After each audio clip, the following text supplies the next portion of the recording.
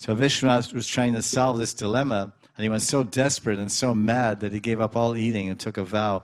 Unless I can solve this mystery of why how is there 24 and a half moons on the body of Krishna represented, and these 24 and a half syllables, aksharas, are in the Kam Gayatri, I'll die. So he was fasting like that. Then Radharani appeared in a dream, darshan. And she said, listen, maybe dream, whatever, for him, it's all jagrata, it's all waking state.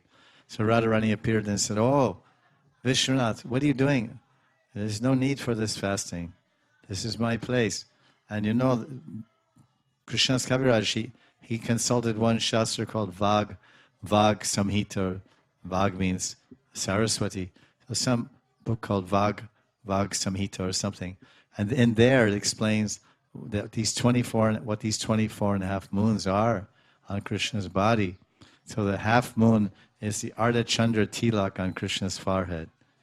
So that's the half moon. There's like a little, Krishna has this, Ardha Chandra, like we say crescent moon. So why give up your life? It's not a problem. So